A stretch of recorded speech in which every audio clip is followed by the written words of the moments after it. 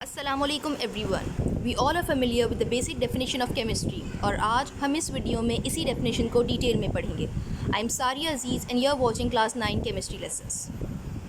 Before starting the session, don't forget to subscribe in order to get the updated videos. So, here we go.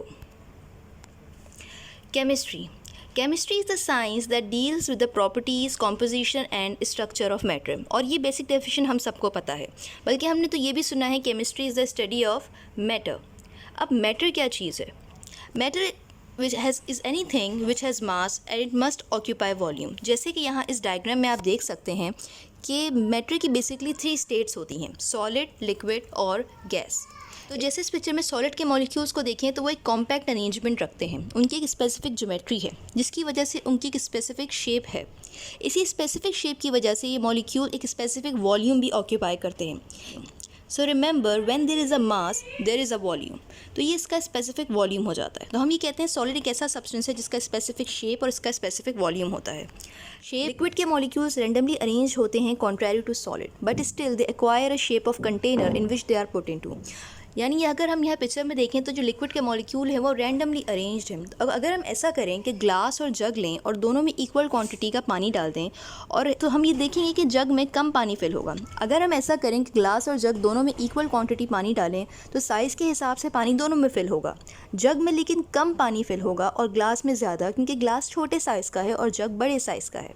तो हम ये कहते हैं दोनों ही condition में उसका एक स्पेसिफिक मास होगा. And as I said when there is a mass there is a volume. तो लिक्विड मॉलिक्यूल्स का स्पेसिफिक मास भी होता है और स्पेसिफिक वॉल्यूम भी होता है.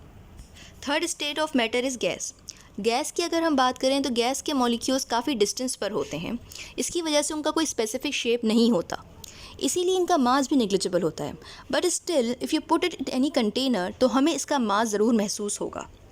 जैसे गैस सिलेंडर्स में, गैस सिलेंडर के एग्जांपल दें तो अगर आप गैस सिलेंडर को फिल कर दें तो उसका वॉल्यूम या उसका जो मास है वो हमें हैवी फील होता है, ज़्यादा फिल होता है. आप एक एम्प्टी गैस सिलेंडर लें और उसके अंदर गैस फिलिंग करें, जैसे हम अक्सर CNG गैस फिल करते हैं, तो उसका मास बढ़ जाता है. तो हम ये कहते हैं कि जो मास है वो गैस का है बेसिकली, नॉट ऑफ कंटेनर. तो हम ये कहते हैं कि गैस के मॉलिक्यूल्स का भी नेग्लिजिबल ही सही मास ज़रूर होता है और इसी मास की वजह से उनका एक स्पेसिफिक, दो इट्स वेरी नेग्लिजिबल, वॉल्यूम भी मौजूद होता है.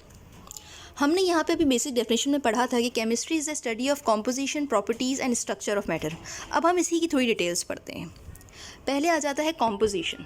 कॉम्पोजिशन की स्टडी केमिस्ट्री कहलाती है. फॉर एग्जाम्पल यहाँ पर एक वाटर मॉलिक्यूल गिवन है and as you can see there are 2 molecules of hydrogen that are combining with the 1 molecule of oxygen. It's a fixed ratio.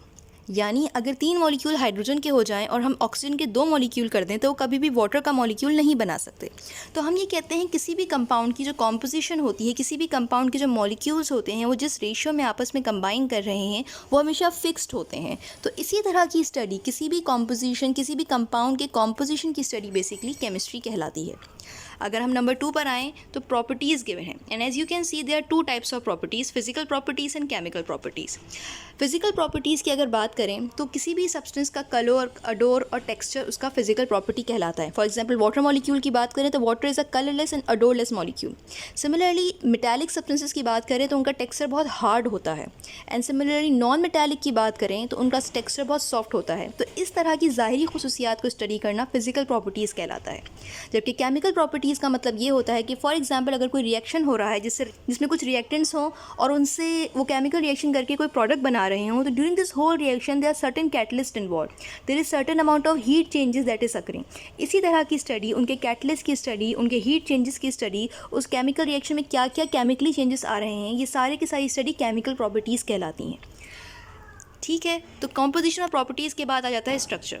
Structure की अगर बात करें तो कुछ मॉलिक्यूल्स ऐसे होते हैं जो मैक्रोस्कोपिक इन स्ट्रक्चर होते हैं. फॉर एग्जांपल अगर हम ब्लड की बात करें, ब्लड एक कॉम्प्लेक्स प्रोटीन मॉलिक्यूल है जिसका स्ट्रक्चर बहुत ही कॉम्प्लेक्स है, जिसमें बहुत सारे प्रोटीन्स जो हैं, प्रोटीन चेन्स आपस में जॉइंड होती हैं. तो जो ब्लड का स्ट्रक्चर होता है वो काफ़ी बड़ा होता है, काफ़ी लार्जर इन साइज़ होता है because of the so many chains that are joined together. और अगर हम माइक्रोस्कोपिक स्ट्रक्चर की बात करें तो अगेन वाटर की एग्जाम्पल बेस्ट है. वाटर का मॉलिक्यूल बहुत स्मॉलर इन साइज़, बहुत बहुत छोटा होता है, क्योंकि इसमें सिर्फ 2 हाइड्रोजन जो कि बहुत ही स्मॉलर इन साइज होते हैं और एक ऑक्सीजन के साथ कंबाइन होते हैं. तो there are few chemical substances which are macroscopic in nature and the microscopic in nature. So this structural study is basically called as chemistry.